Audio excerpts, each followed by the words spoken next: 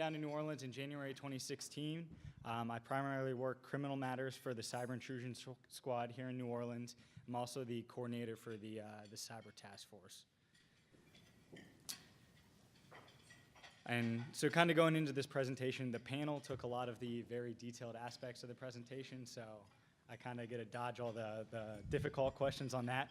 But what we'll talk about is kind of what we're seeing on our investigative standpoint and kind of the intricacies of what we're seeing during the cases with kind of what we're looking into in the investigation, what we're kind of requesting from the victim companies when we do go do our interviews and kind of collect the evidence.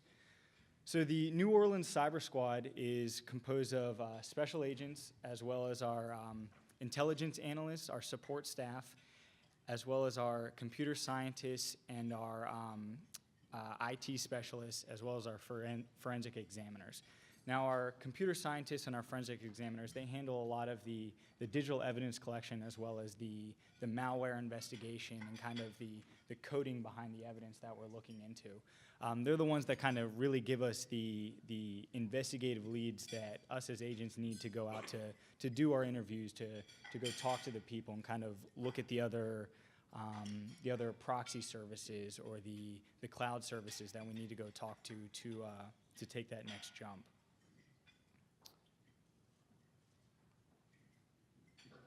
A massive cybersecurity breach has exposed that their personal information may have been largest security breaches in history. According tonight, for 83 million. I think this is bigger than Ebola right now. Every day, 500 million people are infected.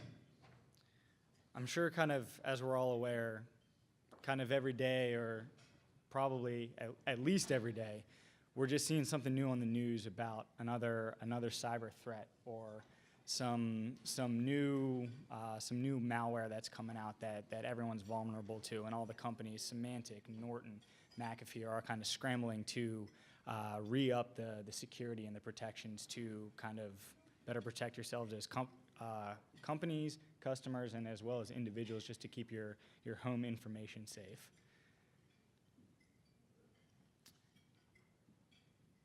Hi, I'm Jack Vale, and I wanted to see how easy it would be to get personal information from complete strangers. And while I'm at it, of course, freak them out a little bit. Keep in mind when you watch this video, I got all of this information just by searching their personal social media posts. And I got it by searching for the closest Twitter, Instagram, and other social media posts to my current location. Let's go. Sorry to bother you. Is your name Jessica? Yeah. Yeah. Hi, I'm Jack. Hi. Hi, nice to meet you. How are you? Good. Oh, that's my name. Are you Stephanie? How do you know me? How you doing? I'm Jack. Did you just make that up and you just said that? No, Elena, right? Yeah. Yeah, no. I was just gonna say happy birthday. Someone in your family is referred to as Pops. Is it like a dad or a grandpa or something? You were tripping me out right now. Really? Yeah. Happy birthday. Hi, Jack. Happy birthday to you too, because I know you were actually, I should have said it to you because yours was before hers. But birthdays? anyway, well, it's been like 7 weeks now or something like that. But anyway, good to see you guys. See you later.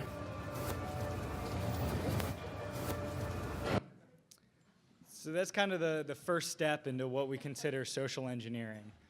When I first got down here, I handled a case where the individual's hacking technique wasn't so much as sophisticated as, a brute force attack or trying to run an algorithm through a password.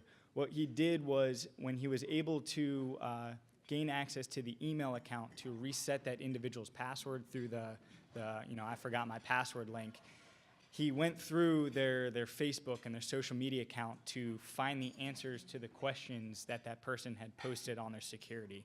So, the questions that we all set up for our passwords are, what street did you grow up on? What's your dog's name? And just through normal social media posts, it's like, oh, great, it's Spot's birthday today. All right, I got the answer to that question.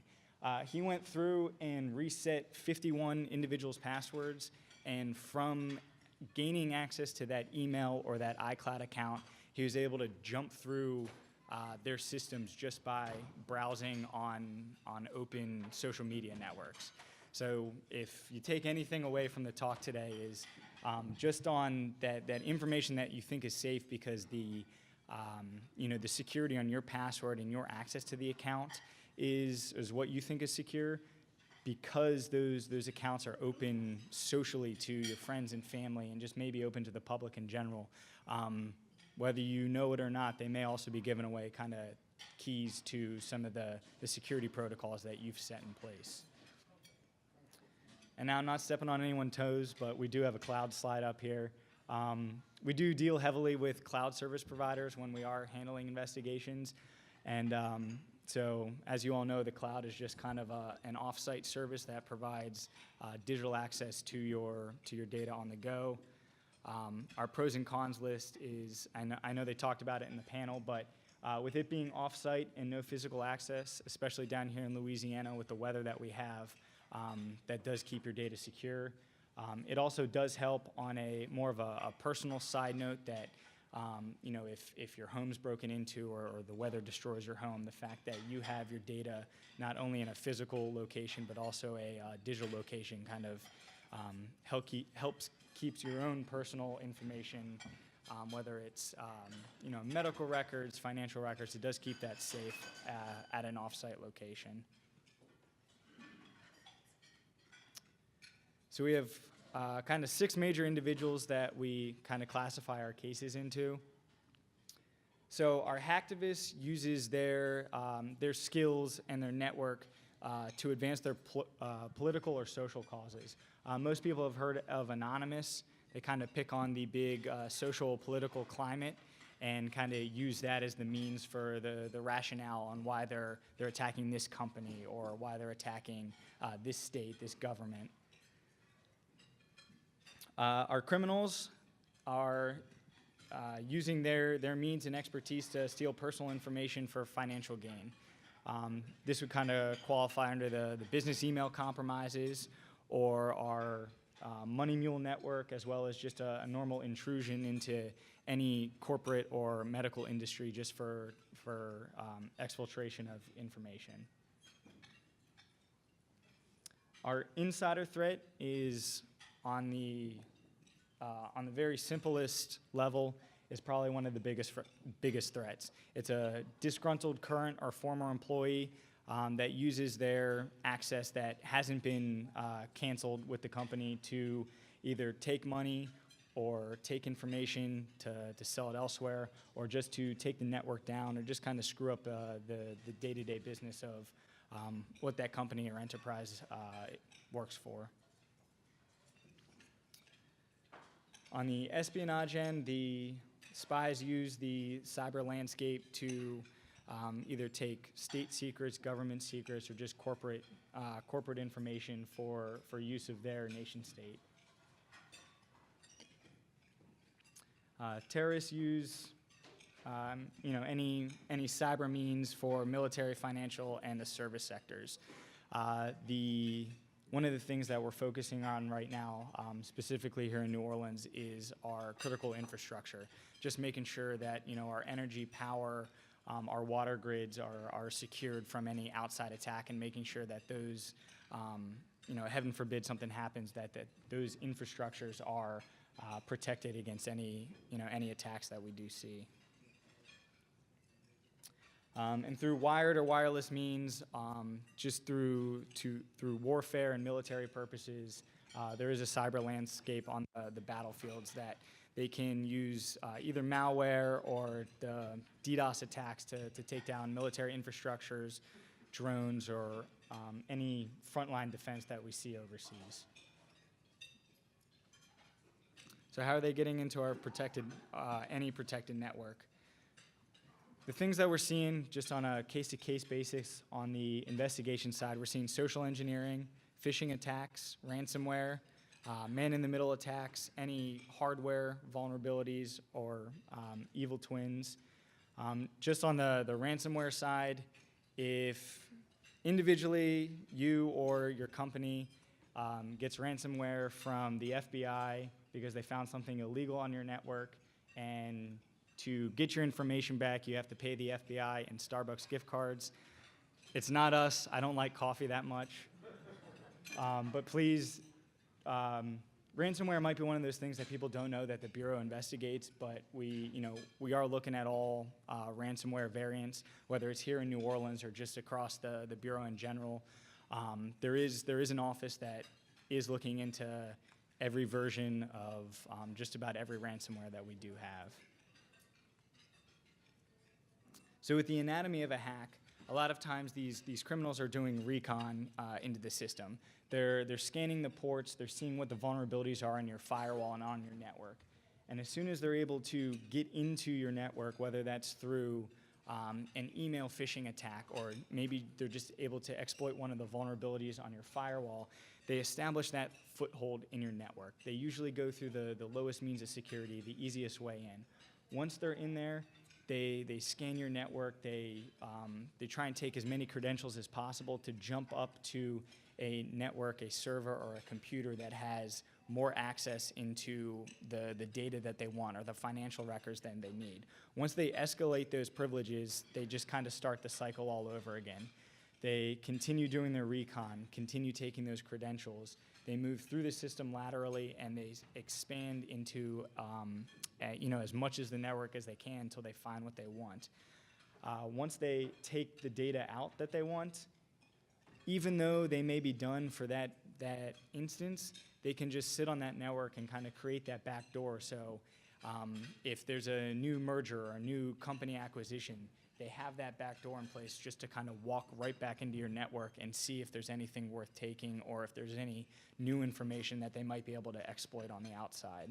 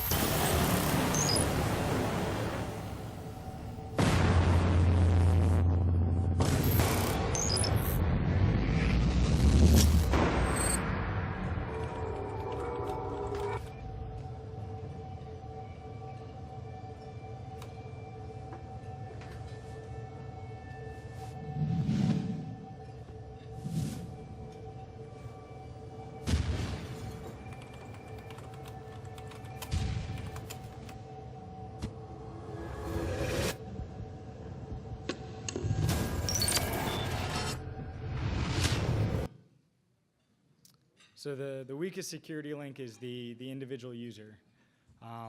Also, putting a untrusted flash drive into a system with porn on it, don't click on that link. This kind of touched upon, I know what the panel was talking about with the education of the employees, and it's not important enough to harp upon it even more. The more education that the employees and the individual users have of the cyber threat landscape and kind of what we're seeing on the investigative end is one of the easiest ways to boost security and boost that network protection. So this was actually a personal case, well, not personal for me, personal for the New Orleans office. We had a New Orleans agent that was up in Baltimore for a conference, and he actually went to pull cash out of this ATM. Can anyone see any? It's kind of tough on the screen up there, but can anyone see anything on that screen that sticks out as kind of funny?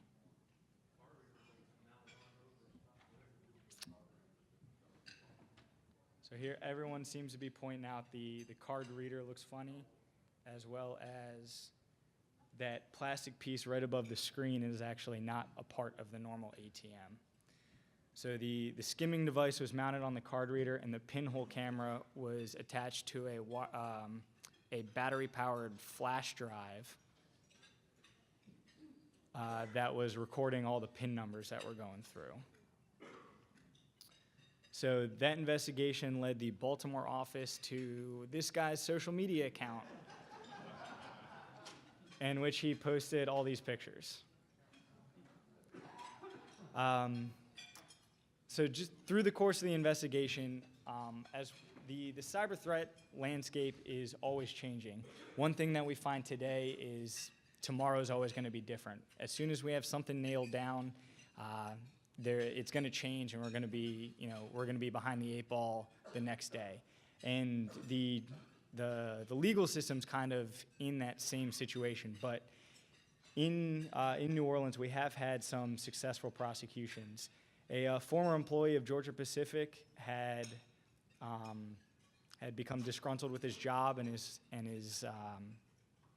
employer, and he had control of the network. He installed the network. And he had installed backdoors. When he was let go, whether his access was cleared or not, he was able to walk right back into the system, and he overcharged the power plant, which caused it to kind of run out of control, and they lost productivity. We were notified soon enough of the incident that he had used his own login credentials to go in through the back door. Search warrant on his house. The computer that he had used at his house was still logged into the company's network, and at that point it was just easy enough to collect the evidence and make the arrest. He was sentenced last summer to 44 months, and he has to pay back I think it was just under $3 million in estimated loss of the company. Mr. Guidry here, he was a well-known hacker online and known in most forums. And so the case kind of came about where it's just kind of a collection of all of the criminal activity and kind of all of the little hacks that he was known for, and kind of gathering the evidence from the victims to tie back to this individual. He came on our radar. He was originally a case out of Dallas, and when he moved into the state, the case kind of followed with him, and the case got spun up when he called the New Orleans office to complain that other hackers online were taking credit for things that he did. So he just kind of added to the list of things that we needed to collect, and it led to a search warrant of his home and the evidence.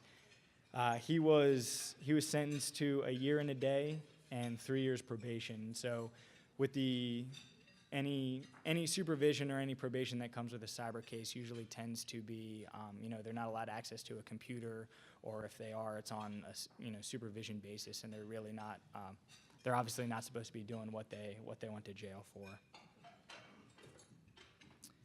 Our Mercedes case was actually more of an intellectual property crime. However, the 3 subjects that were indicted on it was they had taken a Mercedes diagnostic tool for Mercedes garages, and they recreated their own and resold it as Mercedes property, and were making $5,000 a pop on all these sales to all these garages to allow them to work on Mercedes. However, they didn't have the licensing or the actual Mercedes technology, but they had created it themselves, just in their own auto shop. Mr. Waddingley had created fraudulent coupons where you could go buy a stick of deodorant and win a 72-inch TV. So he had defrauded 29 large realtors of, he sold more than $1 million in coupons, but I think the loss was north of $10 million, in which these companies were giving away free products on what they thought were legitimate coupons. And so this is just kind of going to harp on probably mostly. We've been hearing a lot about cybersecurity lately, largely because of what happened to Sony. Companies and individuals are more concerned about the safety and privacy of their information than ever. President Obama has unveiled a number of new proposals this week to crack down on hackers, and he plans to address this in the State of the Union speech on Tuesday. And it's great that the government is working on this, but the truth of the matter is we need to do a better job of protecting ourselves. You know, the most popular password in the United States is password 123. And as long as that's the case, we're vulnerable. So today we sent a camera out on the Hollywood Boulevard to help people by asking them to tell us their password. And this is how that went. We're talking about cybersecurity today and how safe people's passwords are. What is one of your online passwords currently? It is my dog's name and the year I graduated from high school. Oh, what kind of dog do you have? I have a Chihuahua Papillon, And what's its name? Jameson. Jameson. And where'd you go to school? I went to school back in Greensburg, Pennsylvania. What school? Hempfield Area Senior High School Oh, when did you graduate? in 2009. Oh, great. It's like my cat's name and then just like a random number. Okay. Have you had this cat for a while? Yeah, she's my childhood pet. Aw. And what's her name? Her name is Jolie. Jolie. So like a password of yours would be Jolie and then a number. Yeah. Like number 1? Like my birthday, Oh, when is your birthday? June 12th, Oh, nice. And what year were you born? 95. Oh, great. So Jolie, 6, 12, 95. Yes. Got it. So you mean to give my password right now? No, I cannot do that. But we all want to know what it is so we can tell you if it's strong or not. Oh my goodness. Let me think. Okay, one is Tel Aviv. Yeah. 468, and then Israel. It's only 3, but it's for me it's strong enough. Ireland, 1, 2, 3, 4. Gemma, 1, 2, 3. Spelled Gemma. Well, most of them are Italian. Oh, beautiful. Yeah. Like what's a good Italian password? My grandma's name, What's your grandma's name? Maria. Maria. So Maria is your password? Oh yeah, now you know my password. Oh yeah. Yeah. Well, the important thing is they learned a terrible lesson.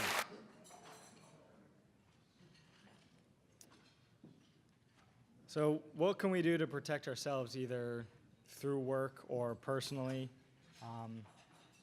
It's been talked about already before, but have a different password for each account.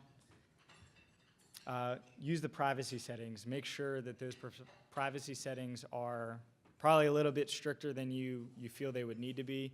Kind of going back to that social engineering where they're able to use those open networks to kind of learn those answers to your security questions. Remember who you friend. If you don't recognize the individual that's friending you, I'm not saying that they're all bad people, but that's just an easy way for them to gain access to that account or to learn more information about you.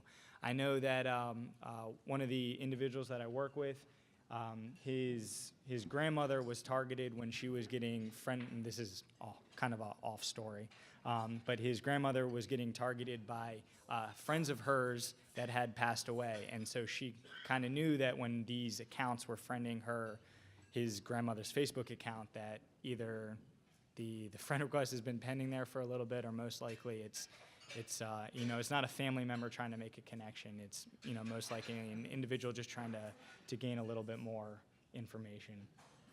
Limit access to your location. We saw the Instagram video where that geolocation on any of these social media apps is just kind of making you a target, whether it's a target there individually at the place where you are, or it's just letting the criminal know that you're not at home. They can tell where you are at a specific point in time just by following any social media or Instagram, Facebook, and so just keeping the physical safety of yourself as well as your family and your house is just paramount in this world. They talked about the lock symbol and the HTTPS on the browser. Keep an eye on that when you're surfing on the web. Don't share other people's personal information. It's kind of the golden rule. Treat others as you would want yourself to be treated. You don't want your personal information out there. Don't be passing on other people's personal information just to make them more vulnerable. And don't share your passwords or anyone else's. That one kind of goes unsaid, but even if you're, you're letting your wife or husband or girlfriend or just a friend log into whatever account it is, either if they share it or if they leave that that public computer unlocked, that information's open and it just makes you more vulnerable. And if you share the one password, chances are you're using the same one for another account, and just jumping through the systems and jumping through these networks is just gonna, open yourself or your company up to just a kind of a whole world of access. On the business email compromise or the email account compromise setting, if you get an email that you weren't expecting with an attachment you weren't expecting, or from a person that you don't recognize, kind of verify that. Make a phone call to the individual that the email says it's from to make sure that they did send the email and that they did send that attachment. The cyber criminals are getting very sophisticated in their emails. They're either able to, if they have access and they're actually sending it from that email account, that's when you need to verify with the individual that they did or didn't send that email. But they are able to spoof those email addresses where it may come in from a different domain or a different email address, but when your inbox receives it, it looks like it's from your CEO or your best friend. And generally those attachments, those links, that's where the malware is kind of going to get onto your network by you opening that attachment or clicking on that link.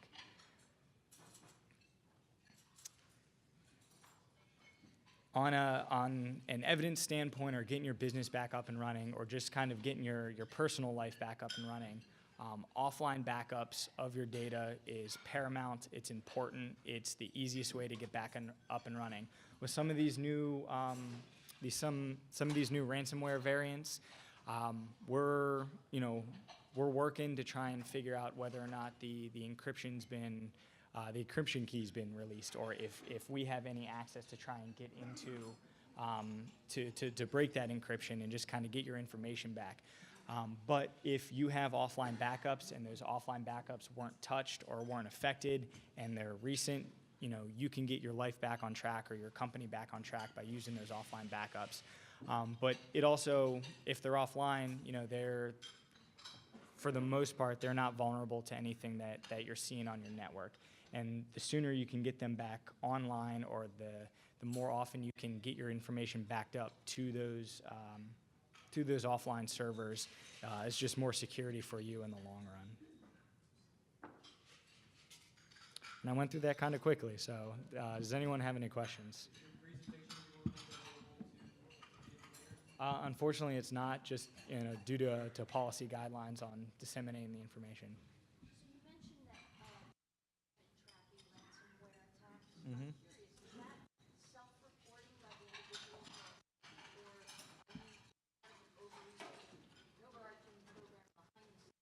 Mm-hmm. That actually, I always forget to add this in there. But to answer your question, so generally that... Oh, sure, sorry. She asked if the FBI tracking ransomware was on an individual reporting basis, or if there's a kind of a larger body or an overarching network that's tracking either victim notifications or ransomware attacks. So generally speaking, on a case, kind of on an investigative standpoint or a case-by-case basis, the information or the cases kind of come to us when the victims, then we're aware of a victim attack, or the victims notify us. So they are kind of on an individual basis. However, with that being said, the Internet Crimes Complaint Center, so IC3.gov, is our online reporting center for any internet fraud, any cyber criminal activity, or just any reporting that you want to do kind of on that network for us. You don't necessarily have to be a victim or have to have lost personal information or financial information or money. If you happen to get just a phishing email at work or a phishing email personally, and you just want to let us know about that, you can go to IC3, you can fill out the form. I believe there's an attachment upload section where you can put a copy of that email in there, just so on on a data gathering standpoint, we can look at that information and make sure that we have kind of that bookmark in there. So if someone does fall for it, and that case just kind of grows victim by victim, we have that one extra piece of data that we can take a look at to hopefully move that investigation forward. But I do know that the field offices that are handling those ransomware investigations, they are kind of, through talks like this where, they're making contacts, whether those contacts are the victims or not, they're getting reporting aside from the victims of, from those ransomware attacks. It's why we do this. Not a lot of people know what the investigation or what the FBI on the cyber standpoint is investigating. We're looking at everything at this point. Whether if it's not going to be a case, we can at least help the locals kind of combat some of the smaller stuff. And on the New Orleans Cyber Task Force, we handle both the internet fraud and the hacking and the ransomware on top of that. Are there, on that site you talked about, Mm-hmm. upload the email, are there instructions on it that tells people how to get the header? Absolutely, and if the instructions aren't there, I haven't actually been on there in a while, but if the instructions aren't there on the header information, I know Microsoft and Google kind of have a how-to on how to pull the header information out of there as well. Yeah, a lot of users don't know how to do that. No, that's a great point, and if it's not there, I can definitely run that up the chain. Can you talk about the InfraGard program and how it works with businesses, what are the goals of that program? I can absolutely do that. So InfraGard is our public and private sector partnership, where I don't know if there's any InfraGard members in there, but the cyber program here in New Orleans hosts the InfraGard sector in Louisiana. And what it is just kind of a meeting of the minds of either the executive board of these public and private sectors, these the IT managers or the IT directors of these companies, where we can kind of have a monthly or quarterly talk about what we're seeing on our end on the cybersecurity standpoint, and kind of what they're seeing through their network, whether it's we blocked all of these foreign IPs, we weren't intruded on, but we didn't have any loss of information, but it's kind of an information sharing aspect. The InfraGard kind of spans out into, it's kind of also goes with that network of the victim notifications, and just, it might not be the parent company that gets hit, but it's one of their vendors. The vendors don't know to report it to us. They mitigate it or they handle it themselves, but the parent company is the one that lets us know, and we can kind of go out and help them look into those those attacks that they may have not reported to us. And I believe the InfraGard application is online, and so if you're interested in doing that, by all means, come talk to me. I can put you in contact with our InfraGard coordinator at the office, and we can get you the information that you need to join that. And the premise of the program is that most of the hacks are going on in the private sector, and you need access to that information to do your job, right? So we have all the data. If we're somehow not sharing it, you may have some issues with what you want to share with the FBI. I got that. But, that's the premise of the program, is to get some more data to the FBI so they can do their job, because they only see so much which is reported, right? Absolutely. Thank you for that. Absolutely. Sorry to interrupt Jimmy's questions. Today's my 7th day on the job here in New Orleans. I just transferred in from our Houston office. Just a couple things that I wanted to highlight that may not have been in this presentation. This is more geared towards the private sector. That a lot of times, I saw it this week, company calls, says, hey, we think we're a victim of a BEC or some other incident. We say, okay, what evidence do you have kind of set aside? And they say, oh, we're already wiping our server. Well, I'm sorry, not to be rude, but we can't help you. If you don't have evidence preserved, there's not a lot we can go off of. So what we do ask, if there is a breach, I guess that rises to the level of us coming on site, we have a variety of options. please have an incident timeline ready to go. The knee-jerk reaction for a lot of folks is to unplug your server from the network. We have some tools and techniques that we can deploy on your network to try and, I guess, catch the actors in the crime. That also involves someone with the authority, such as the CEO, having to sign consent forms.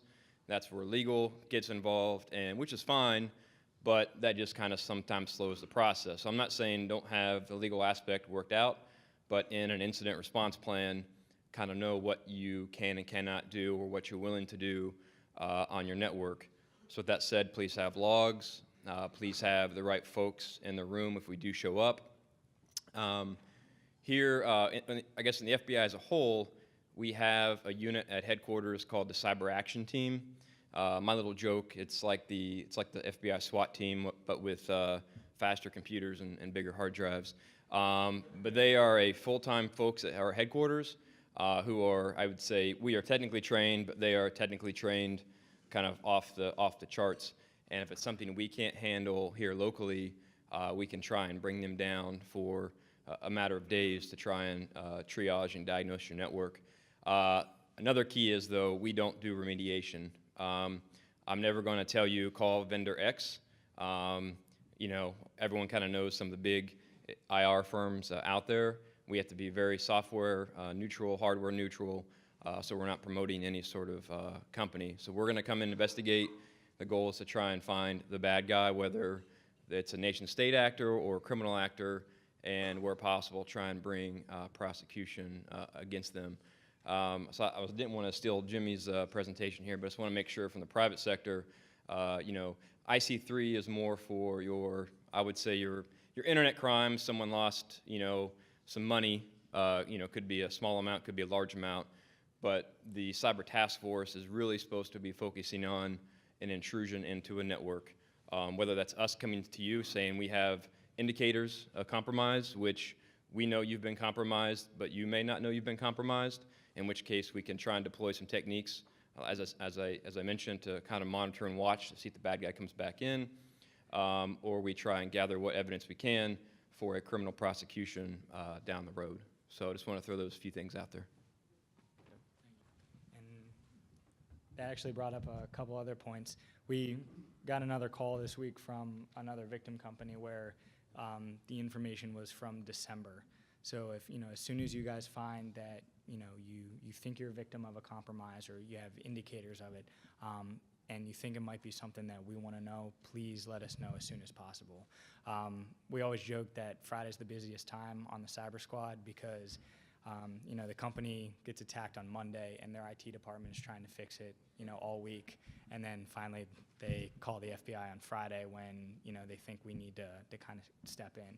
And at that point, some of the mitigation, may or may not be done, or at that point some of the information might be stale or wiped over when the logs get rewritten. But please, call us sooner rather than later.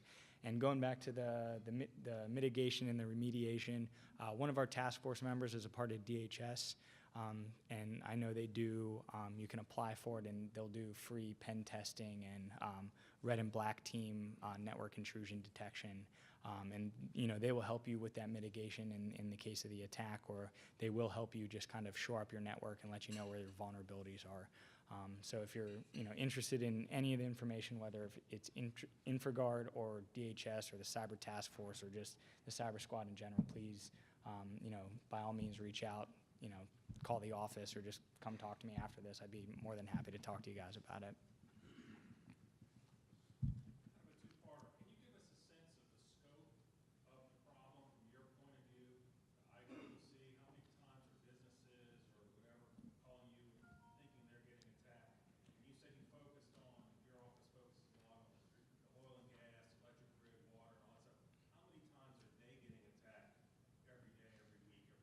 So on the second half with the critical infrastructure, that's kind of where InfraGard's our biggest help there, because we're meeting with them so often and we're working closely with those private sectors and those critical infrastructure programs in communities.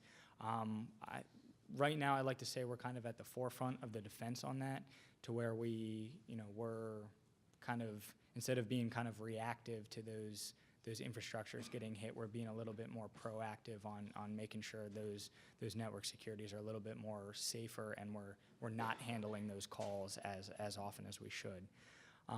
And you can correct me if I'm wrong, if I'm not answering the first part of the question, but for the first part of the question, the kind of the biggest threat that we're seeing is right now, we're seeing a lot of email compromises. It's those, it's those lower end on the very basis, the very baseline, that human factor.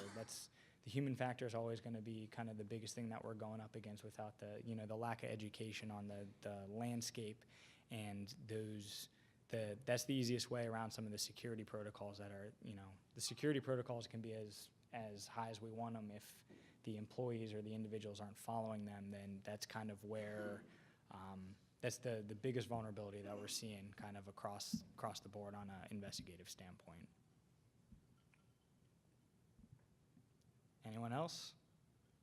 Oh, sir. Does InfraGard engage K-12 space at all? That I don't know. I can find that answer out and get back to you on that. And the second question Yep. was, does the data from InfraGard get incorporated into the VERIS community database?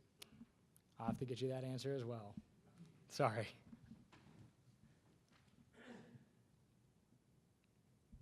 Anyone else? Does reporting actually help? So I'm a sales guy, so Mm-hmm. I get some interesting requests to Indian Princess that wants some hard drives. We've been lucky enough to report them all. I've reported a few. Mm-hmm. I kind of want to know that my time was. It does. I was hoping. Either depending on the volume of the specific individual or the specific threat, the reporting does help. Whether it's the research that's going into trying to identify the individual, because more points of information are always better than less. But just on the reporting aspect, if we have if we're working on a case here in Louisiana and it's kind of spanning just Louisiana, but you're reporting something out of another state or another region, and that report, whether it's going to that office or the headquarters body, is coming back to us, that's just going to help expand our case, get more bodies involved, because we have we now have another office involved on that. But the reporting, specifically all the IC3 complaints that are coming in, or all of the phone calls, or the individual reach outs to the cyber squad in whatever office you're talking to, they're all looked at, they're all reviewed, they're all researched, the data points are logged, and it's being sent for a follow-up review in that office for either for immediate investigative action or just kind of for addition to an already ongoing case. I'll give you the example and you can tell me, give me a suggestion. Mm-hmm. So it was a school district in Acadiana. They were spoofing the purchaser. Mm-hmm. The purchaser gave me a PO for X. Right. Was that person happened to be on vacation? I called the supervisor and said, someone's spoofing you right now. Or spoofing your employee. Is giving them a heads up going to help? I'm just looking for, I guess, some level of validation or So. how to help other companies around me. Absolutely, talking to, so you went back to the school and said that they were being spoofed.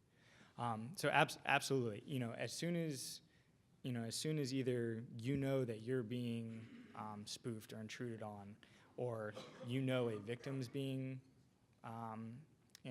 being targeted, by all means, that initial communication is going to help either stop whatever fraudulent activity is, stop the intrusion, because they can mitigate sooner rather than later. But Matt had kind of talked upon that, so that would also be the perfect time that if we can insert ourselves into the process at that point and can kind of, work the investigation from like the ongoing criminal activity. We haven't gotten a call at the office where we're able to insert ourselves in the middle of that, but. So I actually tried to reach out. Mm-hmm. He said he IC3. Was that our office? You come get my phone number after this.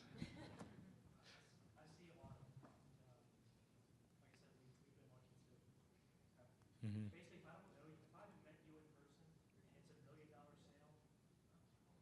sale, I'll drive wherever you're at. No, I believe it. So just on a personal story, so I just bought a house maybe a month or two ago, and I called the titling company to confirm the wire information. And I made them hang up and call me back from a different number to a different number to confirm it a second time. And she thought I was insane, but I see fraudulent wire transfers all day, every day through the email, and it was just, I may have been too paranoid, but it happens all the time. Anyone else? All right, well, thank you guys.